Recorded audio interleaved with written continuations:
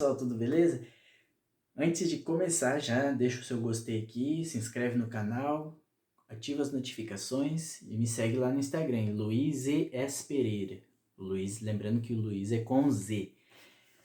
Dando continuidade à nossa série de transmissões referente à abertura de empresa. Então, já decidi a empresa, que o tipo, né, da sociedade. Então, eu vou dar continuidade, eu vou fazer a viabilidade.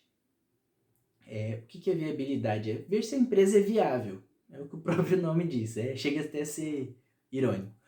Mas por que existe a viabilidade? Eu não tenho conhecimento se em todos, mas eu acredito que quase todos os municípios brasileiros têm a lei, alguma legislação sobre ocupação do solo. Aqui no município, na cidade que eu moro, temos a lei de lei de ordenamento de uso e ocupação do solo.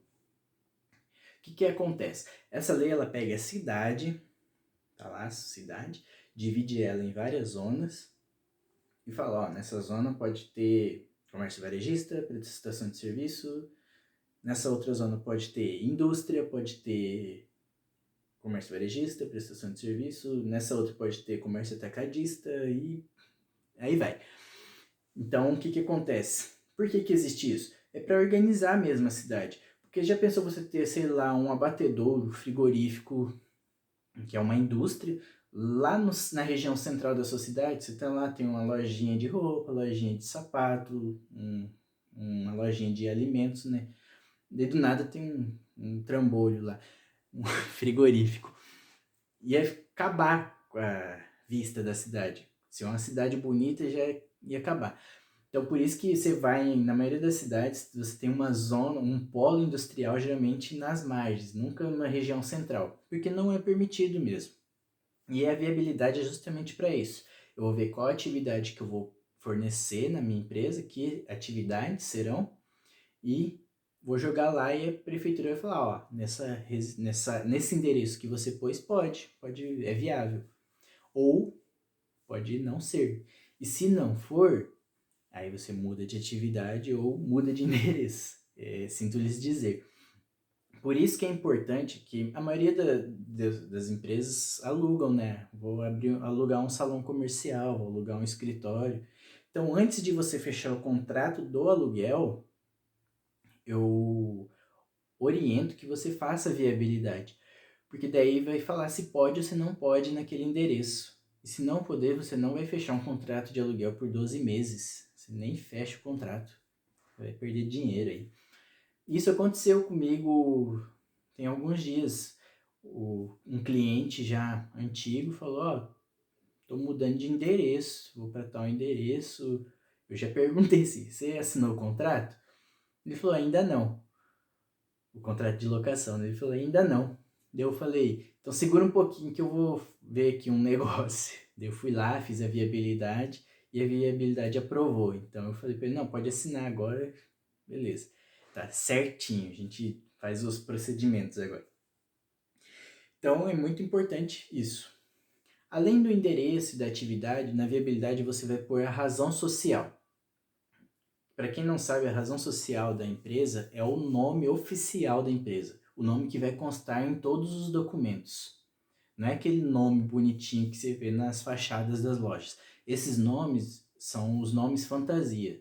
Nome fantasia é como a empresa vai ser conhecida perante os seus clientes, pelo público que ela atende. E a razão social é o nome no papel ali, documento. O CNPJ está com a razão social, o alvará vai estar com a razão social, notas fiscais com a razão social. Então é o nome oficial. Há casos que o nome fantasia pode se coincidir com a razão social, não tem problema. E o que acontece? Você coloca lá na viabilidade a razão social da empresa, a razão social que você quer que seja. Essa razão social, normalmente eles pedem para que seja o nome ou sobrenome dos sócios e a descrição da atividade e se ela é limitada, o que é, o tipo da empresa. Então, eu sou fulano, vou abrir uma empresa que vende roupas. E vai ser uma empresa limitada. Então, o nome dela vai ser Fulano Comércio de Vestuário, alguma coisa assim, limitada. Ah, eu sou um engenheiro, vou administrar a obra. Fulano Administração de Obras Limitada. Ou, e assim sucessivamente. Fulano Serviços Contábeis. A ideia é essa. E por que você põe na viabilidade? Porque não podem existir duas sociedades com a mesma razão social. Porque senão é a mesma coisa ter várias pessoas com o mesmo nome. Há casos, sim, mas para a empresa não. Então você coloca lá e ele vai analisar na base de dados e vai falar, ó, esse nome tá beleza, pode registrar. Ah, esse nome não pode. Daí você tem que trocar. Por isso que na hora que preenche a viabilidade, ele geralmente pede de 2 a 3 opções de nomes diferentes. Para ele, o primeiro que você pôs não pode, ele já vai pro segundo. Não pode, vai pro terceiro. Se nenhum dos três puder, daí você tem que mudar. Simplesmente assim. Então, razão social, atividade, endereço, objeto da empresa, né? Qual que é o objetivo, né? Vou prestar serviços disso. Horário de funcionamento, que dias da semana você vai abrir. E temos também os tipos de unidade e as formas de atuação, que você também já preenche no DBE. Tipo de unidade é se é uma unidade produtiva ou unidade auxiliar. A unidade produtiva, como o nome diz, é que ela produz algo. Ela gera receita produzindo algo para um atendimento aos clientes. Seja venda de produto, seja prestação de serviço, é uma unidade produtiva. Agora, uma unidade auxiliar é quando você tem, sei lá, uma empresa já feita, e você vai abrir um cadastro de uma unidade auxiliar para auxiliar essa empresa. Vai ser como se fosse a mesma empresa, mas ela só atende a empresa original. Então, assim, daí vem as formas de atuação, que daí dá para entender melhor. Uma unidade produtiva tem a forma de atuação de estabelecimento fixo, que é uma loja ali, tá fixa. Tem o porta a porta, que são os vendedores ambulantes. Tem estabelecimento fixo fora de loja, que são quiosques, que você tem lá um endereço fixo, mas você tem um quiosque lá fora, que não, você atende só lá. Que você tem que ter um endereço para registrar, entendeu? Televendas, vendas pela internet, você tem que, é uma unidade produtiva, vendas ou prestação de serviço. E quando é estabelecimento fixo, você é obrigatório ter alvará. E quando não é o porta a porta, por exemplo, muitas prefeituras elas dispensam, daí você só tem o seu um documento que comprova que você tem uma inscrição municipal, mas não necessariamente é o alvará, porque não tem necessidade, não precisa.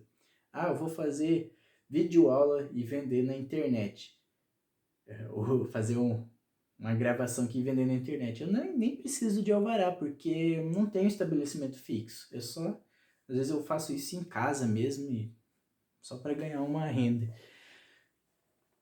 Agora, quando é uma unidade auxiliar, você tem as formas de atuação como sede, garagem, almoxarifado, posto de abastecimento de combustível.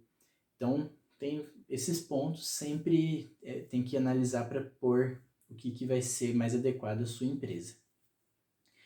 E também, uma outra coisa que você tem que pôr na viabilidade é o enquadramento já.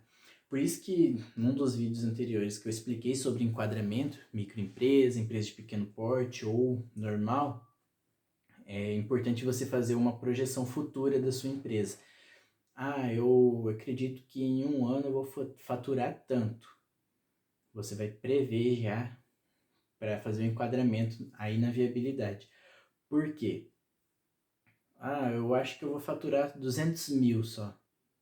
Coloca lá ME. Só que você fatura 1 milhão. Você não é ME, você é IPP. Daí, para fazer o desenquadramento, enquadrar como EPP, você vai ter que pagar de novo. Então, por isso que é bom você ter esse planejamento. Às vezes acontece, você planeja que vai ser um e acaba explodindo e ultrapassando o limite de faturamento. Acontece.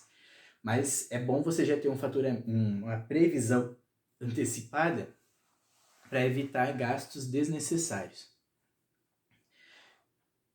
Finalizei a minha viabilidade. O que eu faço? Você vai enviar essa viabilidade para análise.